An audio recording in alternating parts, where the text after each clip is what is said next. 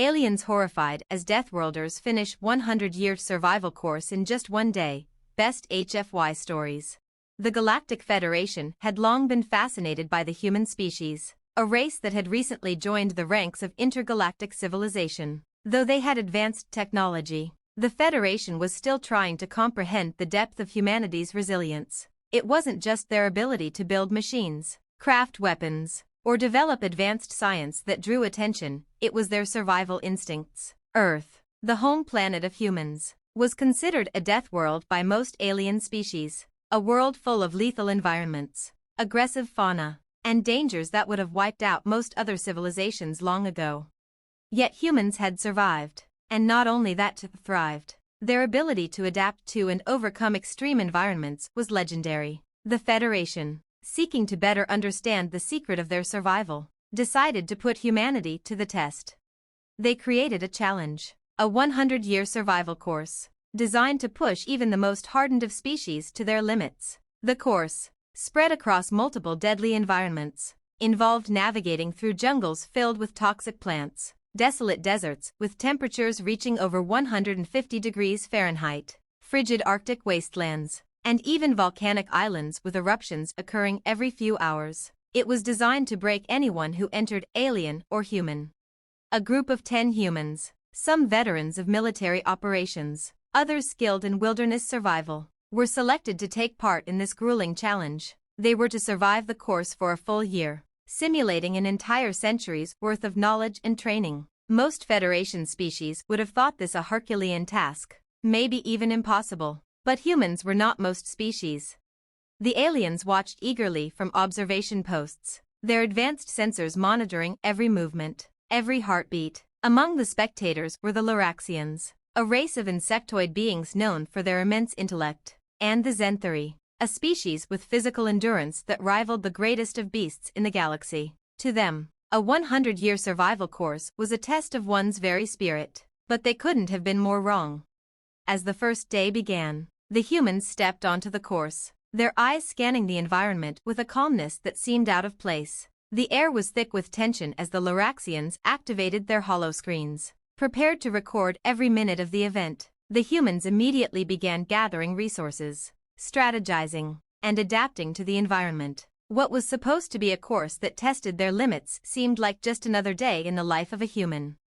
By the end of the first hour, they had already identified the safest routes through the jungle. They had crafted shelter from the dense foliage, their fingers moving with expert precision. The Zenthari, who had expected the humans to struggle with the dangerous wildlife, were left speechless as the humans didn't even flinch when a massive serpent-like creature slithered by, its poisonous fangs gleaming in the low light. The humans didn't try to fight it, they simply moved around it, effortlessly continuing on their path.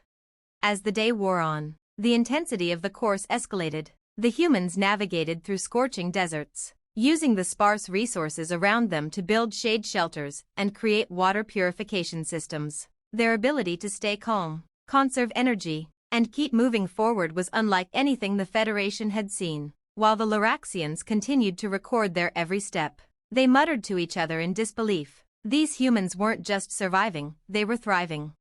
Night fell, and the temperature plummeted. The alien observers expected the humans to collapse from exhaustion, but instead, they continued to push on. The humans used fire and heat-reflective materials to create warmth and comfort. In one instance, a young human woman had a deep cut on her arm, but instead of panicking, she used a piece of cloth and a makeshift splint to stop the bleeding. The Zenthari, who had watched countless beings crumble under such stress, couldn't fathom it. By the time the sun rose the next morning, the humans had completed an entire cycle of survival, what was meant to take a year. They had conquered in just one day. They had navigated the deadly environments, built shelters, dealt with injuries, and avoided all predators. The humans didn't appear tired. In fact, they seemed more invigorated, as if they were only getting started. The Federation officials were stunned. A century's worth of survival training compressed into 24 hours was beyond any expectation. The Loraxians, who had once thought their species' intelligence made them the most adaptable beings in the galaxy, began to question everything. The Zenthari, who prided themselves on their physical prowess, now looked at their own abilities with new uncertainty. They had watched the humans face the impossible and overcome it effortlessly. For the first time in the history of the Galactic Federation, a meeting was called to discuss the implications of humanity's abilities. The humans had not just survived, they had set a new standard. The entire Federation had to re-evaluate what they knew about strength, adaptability, and resilience. The Deathworlders had just proven that no matter how impossible the odds, no matter how harsh the environment, they would not just survive, they would excel. And as the Federation looked on, one thing was clear: humanity had earned its place among the stars. It wasn't just their technology or their weapons that made them special. It was their unyielding will to survive and conquer, no matter the challenge. The legend of the humans, the Deathworlders, had only just begun. The end. Next, the aftermath of the human triumph, a galaxy in shock.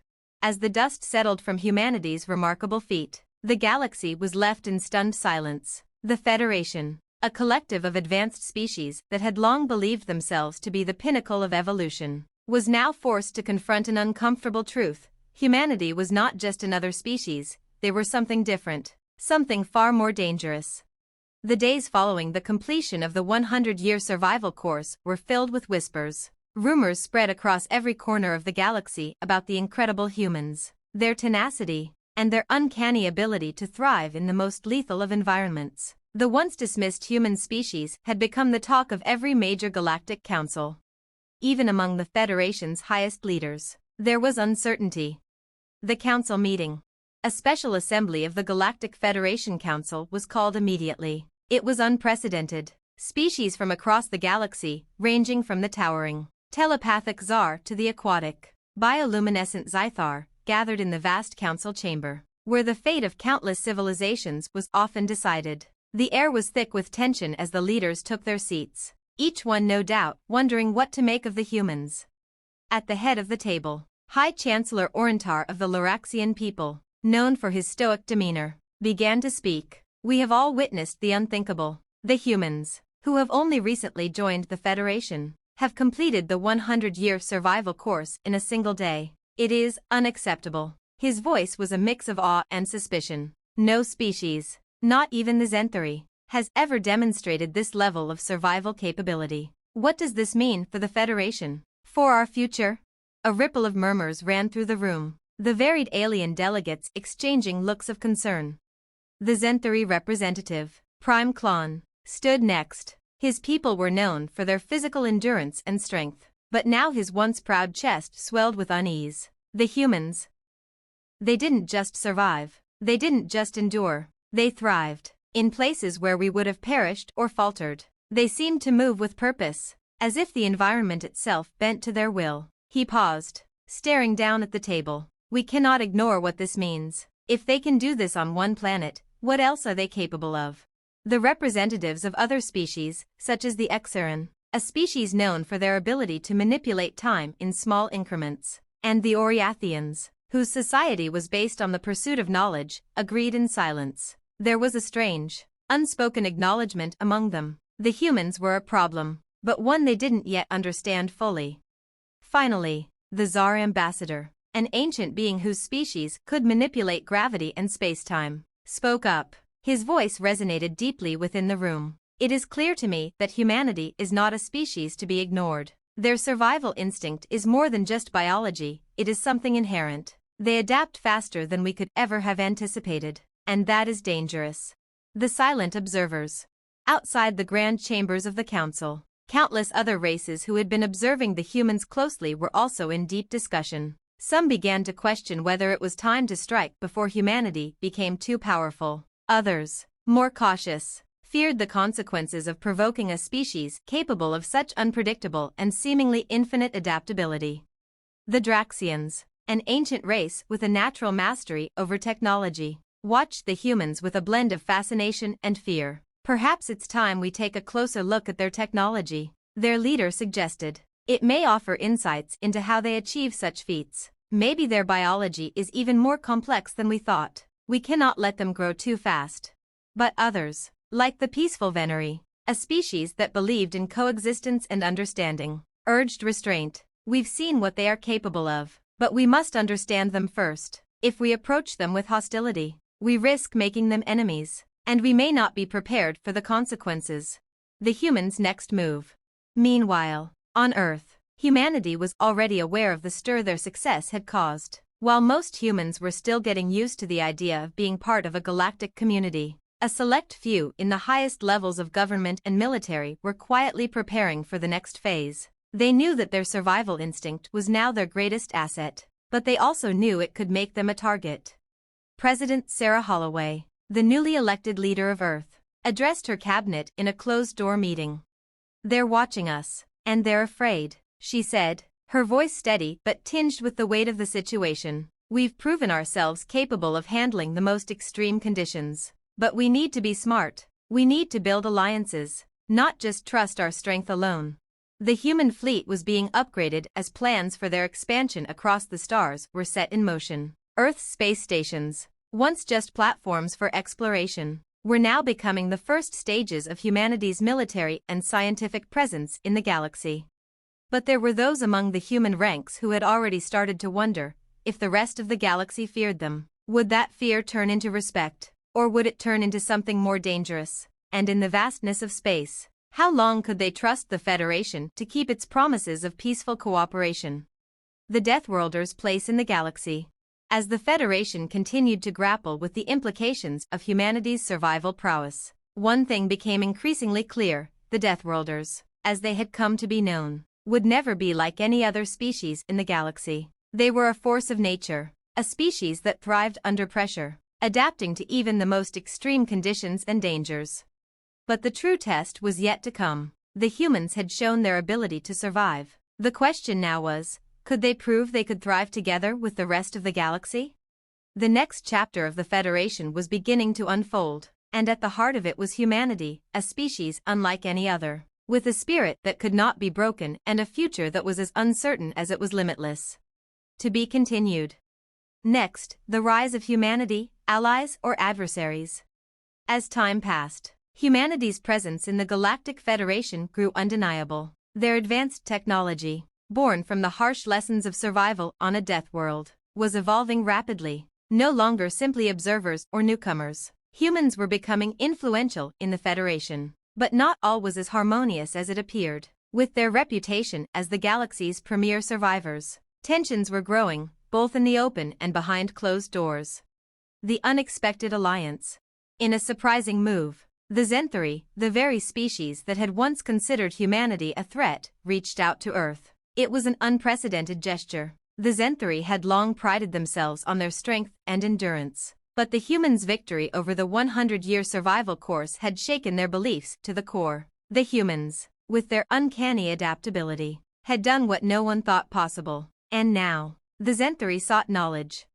Prime Klon, the Zenthari leader, arrived at Earth with a diplomatic entourage, eager to establish an alliance, one founded not just on peace, but on mutual respect. Earth's government received the message loud and clear. This was their chance to solidify their standing in the Federation. But not everyone agreed with the Zenthari approach. "Why should we ally with them?" said General Samuel Harris, one of Earth's top military advisors, at a strategy meeting. "We don't need their help. Our strength speaks for itself." But President Holloway knew better. "We're not just proving our strength anymore, Sam," she said, her voice calm but resolute. "We're proving that we can coexist with others. We need to be seen as a species that doesn't just fight, but also builds alliances. If we isolate ourselves, we'll become the target." The human government carefully crafted its response. They would accept the Zenthari's offer, but with one stipulation: mutual technology sharing and cooperation in building a stronger, more unified federation. The Zenthari, taken aback by humanity's boldness, agreed, albeit with some reluctance. The Draxian threat. However, not every species in the Federation was so eager to cooperate with humanity. The Draxians, a technologically advanced race known for their mastery of artificial intelligence, began to question the humans' rise to prominence. If humanity could adapt and survive anywhere, what would happen if they turned that survival instinct toward conquest? The Draxian High Council convened in secret, their minds racing with possibilities. Could they afford to allow humans to continue growing unchecked? Could the humans one day rival their technological supremacy? The Draxians, with their vast resources, saw the potential for both an alliance and a threat in humanity. "They're dangerous," said Draxian Lord Nyx, the head of the council, his voice echoing with deep concern. "Their ability to adapt at such a rapid rate means they could surpass us if they decide to. We must ensure that we have the upper hand before it's too late." The Draxians began to secretly develop countermeasures, new technologies, weapons, and surveillance systems designed to monitor humanity's every move. They knew the Federation's council was unlikely to act against Earth, but if the humans began to rival their technological capabilities, it could mean the end of their reign. The shadow of suspicion. As the Federation continued to watch humanity's progress with both awe and fear, the humans themselves began to sense the mounting pressure. Earth's leadership was well aware that the galaxy was divided. The Zenthari had extended an olive branch, but the Draxians had begun to quietly maneuver against them, and there were still many factions within the Federation that viewed humans as unpredictable and dangerous. Diplomatic envoys from multiple races arrived on Earth, offering alliances and trade agreements, but also veiled threats. The message was clear: humanity's future in the Federation would depend on how well they played their cards, and how well they could navigate the complex web of intergalactic politics.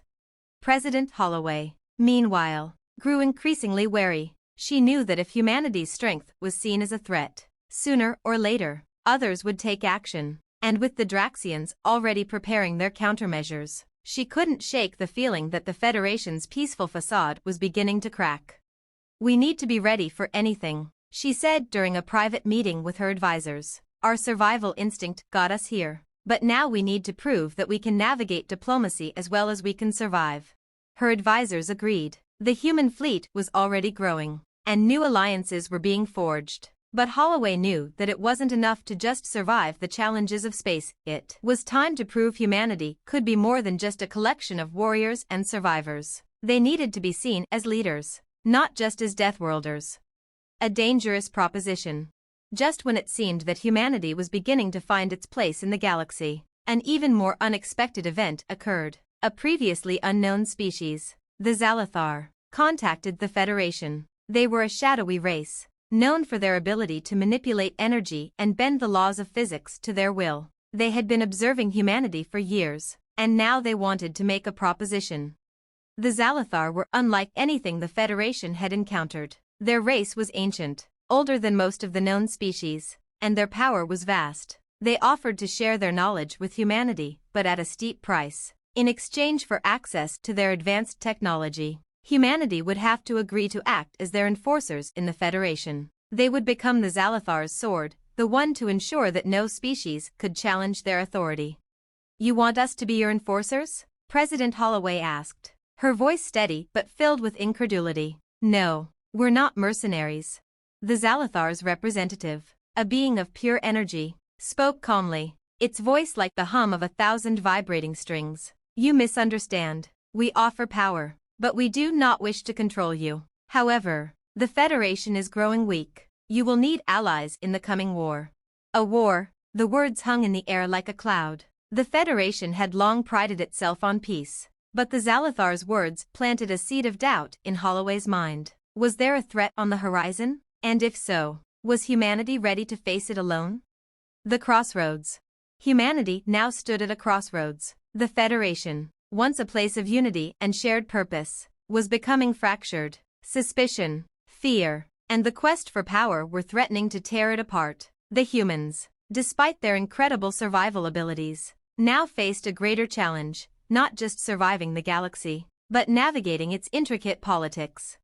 Would humanity choose to stand as a united, independent force, or would they fall into the trap of becoming pawns in the Federation's larger game? The Deathworlders had proven they could survive anything the galaxy threw at them, but the true test of their strength would be whether they could survive the treacherous web of alliances, betrayals, and hidden agendas that lay ahead.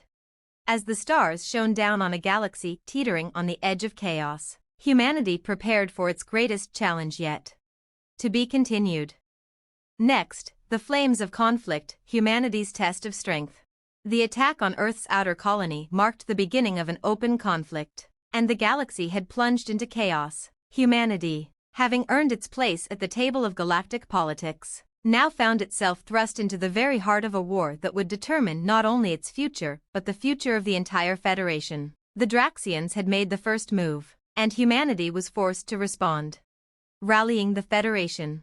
In the wake of the Draxian attack, President Holloway called for an emergency session of the Federation Council. The news of the unprovoked assault reverberated throughout the galaxy, igniting both fear and outrage. For the first time, species that had once seen humanity as a new player on the galactic stage looked to Earth for leadership.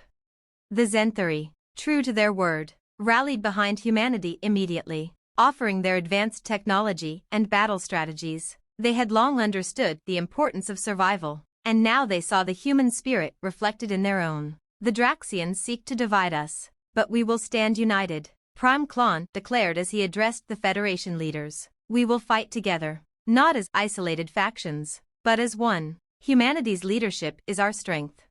Holloway stood firm as she addressed the council, her voice carrying the weight of the moment. We will not stand by while the Draxians try to dominate us. Humanity has never backed down from a fight. We will fight for the freedom of every species in the Federation. We will not allow this galaxy to fall into tyranny. Despite her words, Holloway knew that securing the full support of the Federation was no simple task. The Tsar, though they had agreed to stand with humanity in principle, were hesitant to fully commit to the fight. We cannot risk being drawn into a war that might bring more instability, Tsar Ambassador Solaire argued. The Draxians are powerful, and if this conflict spreads, it could shatter the balance we've fought so hard to maintain.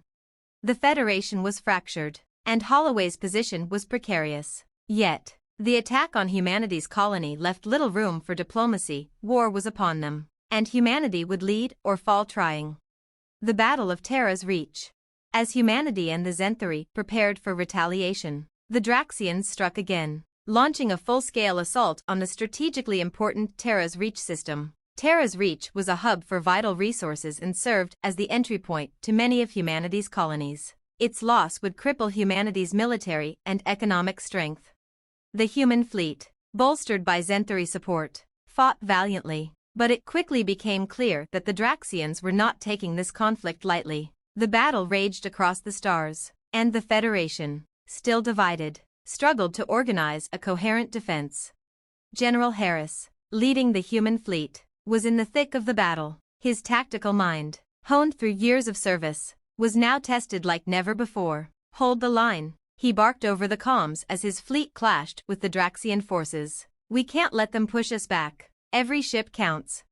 The human fleet was outnumbered, but their resolve was unyielding. The Zenthari, with their battle-hardened experience and advanced weaponry, were a welcome addition, but even their forces were strained. Despite the chaos, humanity held firm in the face of adversity. Ships exploded in a brilliant display of fire and energy, and the stars themselves seemed to tremble at the violence unfolding.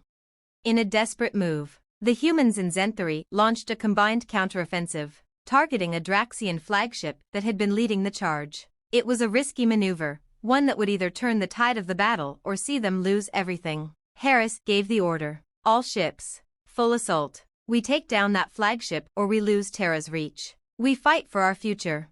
With a deafening roar, the combined fleet closed in on the Draxian flagship. Plasma cannons and missiles filled the void, and the battle reached its crescendo. The human and Zenthari forces pushed forward with relentless determination, eventually crippling the flagship, forcing the Draxians to retreat, though not without heavy losses on both sides.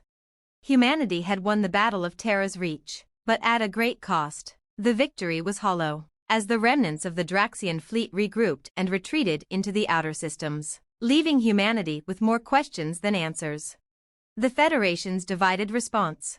The battle's outcome had significant ramifications. Some factions within the Federation began to see humanity's strength and resolve, but others, especially the Tsar, were still unsure of humanity's ability to lead the entire galaxy in this war. We cannot allow the Draxians to continue unchecked, President Holloway stated in the aftermath. We've proven ourselves. Now, we must make sure the Federation stands together, or we will fall apart. But her words fell on divided ears. The Tsar were still hesitant, and now, other species began to question whether humanity's leadership would indeed bring peace or drag the galaxy into an endless war. The Draxians were a looming threat, but their reach was vast, and their intentions remained shrouded in secrecy. What they wanted, beyond dominance, remained unclear. The Federation's council became a battleground of diplomacy, with Holloway struggling to forge alliances, secure military aid, and navigate the complex political landscape. Despite the victory at Terra's reach, the galaxy was in turmoil, and humanity stood at the crossroads of a galaxy on the brink of war. A new hope, the Tsar's shift. Just when it seemed the Federation might collapse under the weight of its own internal divisions, something unexpected occurred. The Tsar, long cautious and conservative, shifted their stance. In a bold move, Ambassador Solaire stood before the Federation Council and spoke. "We have watched humanity, and we have seen their resilience. They have led in the face of overwhelming odds, and now we will stand with them. The Draxians cannot be allowed to hold the galaxy in thrall. We may not be ready for war, but we are ready to fight for peace."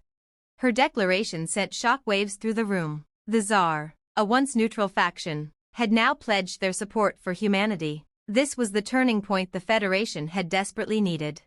Holloway, seeing this as the shift in momentum they needed, quickly rallied other species who had previously been neutral or hesitant. While not everyone in the Federation was on board, the support from the Zenthari and now the Tsar gave humanity a powerful coalition. With the Federation now standing more unified than ever before, the battle against the Draxians was far from over. But humanity had proved that they would not back down.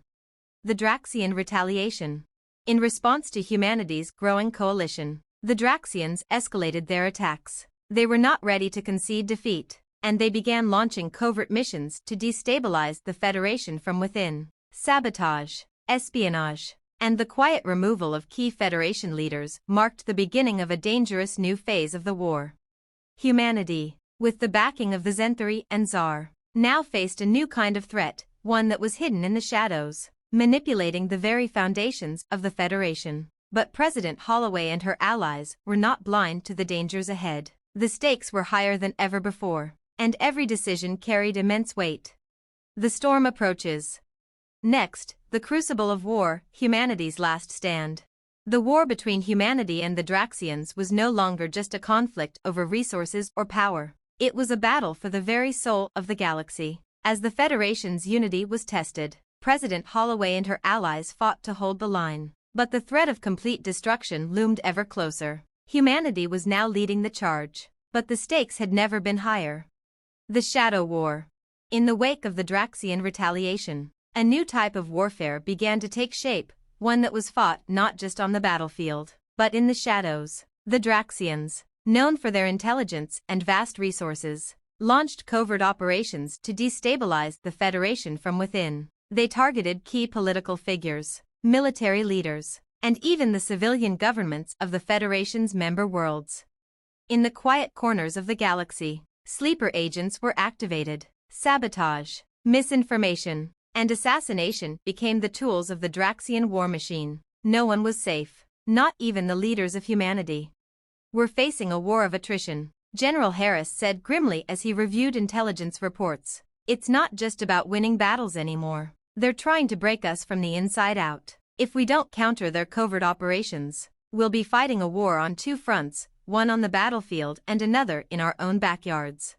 Holloway knew Harris was right. The Federation was fractured, and the Draxians were working tirelessly to exploit those fractures. But Holloway also understood that this war, despite the covert operations, would eventually come down to a single defining conflict, a war of willpower and leadership. If humanity could unite the Federation and hold strong against the Draxian push, they could ultimately turn the tide in their favor.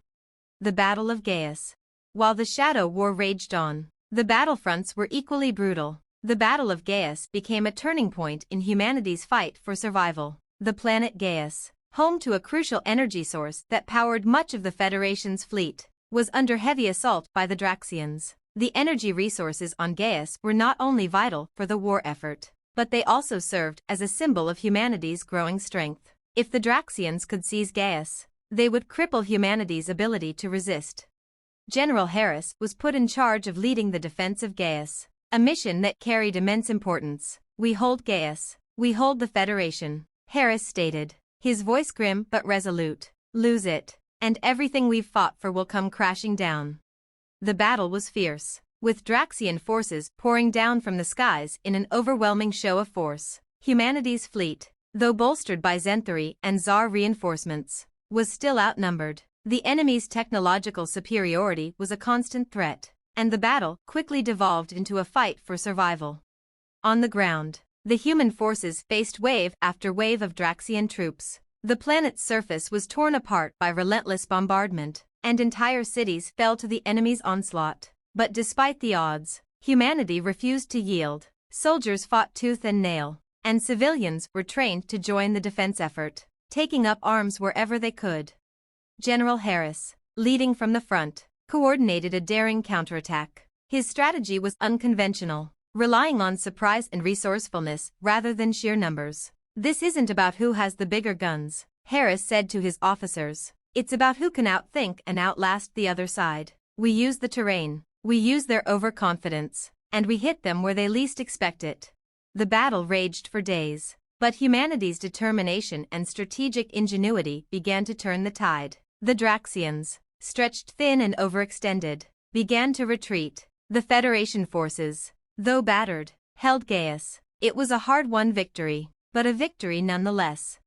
"We've won," Harris said quietly, looking out at the war-torn landscape of Gaius. "But the real battle is still ahead of us." The Federation unites. The victory at Gaius was a crucial one, not just militarily but symbolically. It showed the galaxy that humanity was capable of standing its ground, even against a power as formidable as the Draxians. The news of the victory reverberated throughout the Federation, and something unexpected happened. Species that had once wavered began to see humanity in a new light.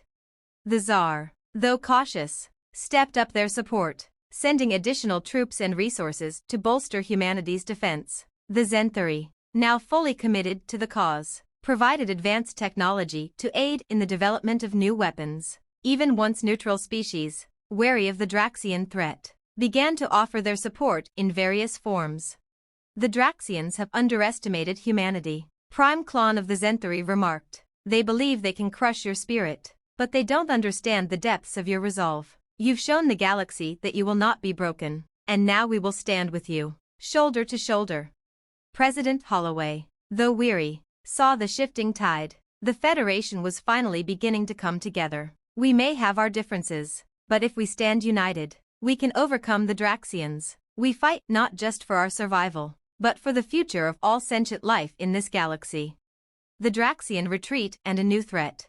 However, the Draxians were far from finished. They retreated from Gaius, but not without a parting shot. Using their superior technology, they deployed a devastating weapon, a massive superweapon capable of erasing entire planets from existence. The weapon, known only as the Vortex Cannon, was said to be able to create artificial black holes, swallowing everything in its vicinity.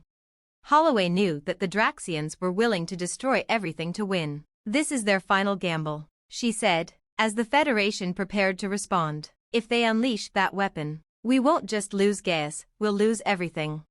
The Federation's leadership convened in an emergency session to formulate a counter-strategy. Time was running out, and the galaxy's very existence was at stake. Holloway knew that they had to stop the Vortex Cannon before it could be deployed. But the question was, how?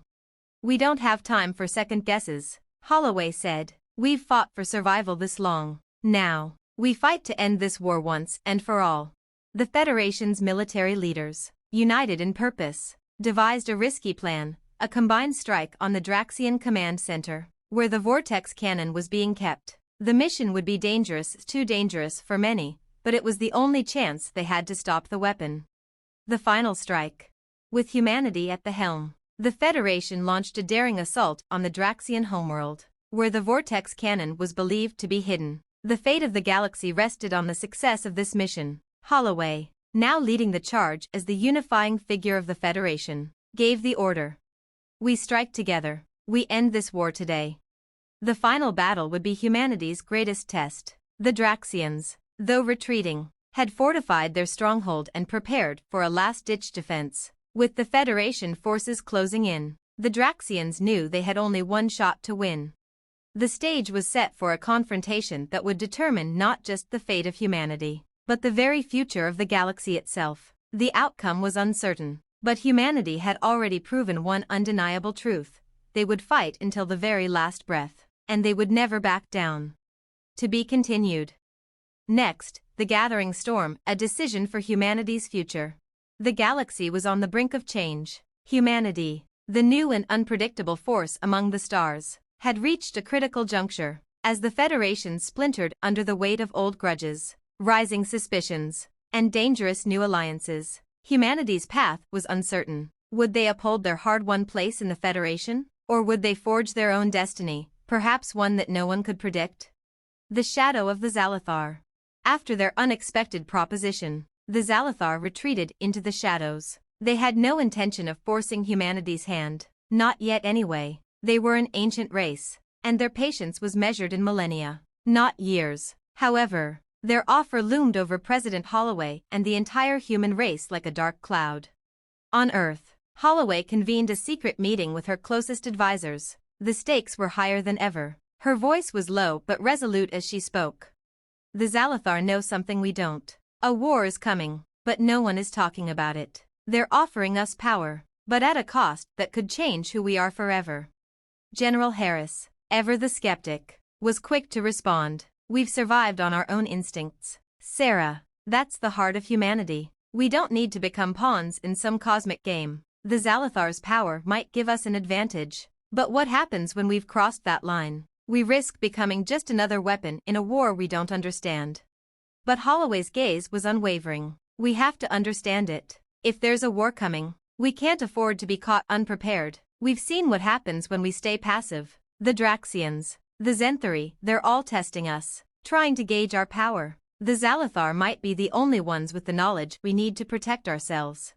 The room fell silent. The tension was palpable. The decision wasn't easy. To accept the Zalathar's offer would be to embrace power, and to place humanity under a dark obligation. To refuse it might isolate them, leaving them vulnerable to forces they weren't prepared to face. But time was running out, and humanity had to act.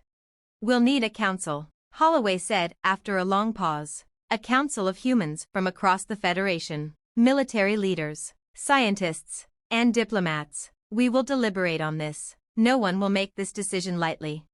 It was clear that the road ahead would be difficult. The galaxy was on edge, and humanity had become a key player in a game far larger than they had ever imagined. The Draxian Dilemma. Meanwhile, the Draxians were growing increasingly restless. Their decision to secretly monitor humanity's every move had not gone unnoticed. Within the Draxian High Council, leaders met in private chambers to discuss their growing concerns about Earth's influence on the Federation. The humans are unpredictable, Lord Nix said, his voice laced with worry. They've already proven themselves capable of handling environments that would break even the most hardened of our species. If they continue to grow, they might surpass us in ways we can't control. The Draxians had long relied on their superior intelligence and technological prowess to dominate their corner of the galaxy. The rise of humanity's survival-based technology and their increasing influence within the Federation were troubling, to say the least. If humanity formed a powerful alliance with the Zenthari and other species, the Draxians could find themselves facing an enemy they could neither outsmart nor overpower. We must act before it's too late, Nix continued. We can't afford to let them grow unchecked. Perhaps it's time we leverage the Zalathar's offer. If humanity aligns with them, we will have no choice but to counterbalance that power with our own. But the Draxians were divided. Some, like Lord Nix, saw humanity's rise as an existential threat. Others were more cautious, understanding that provoking Earth might lead to catastrophic consequences. But one thing was clear: the Draxians would not sit idly by as humanity's influence grew. The Zenthari proposal.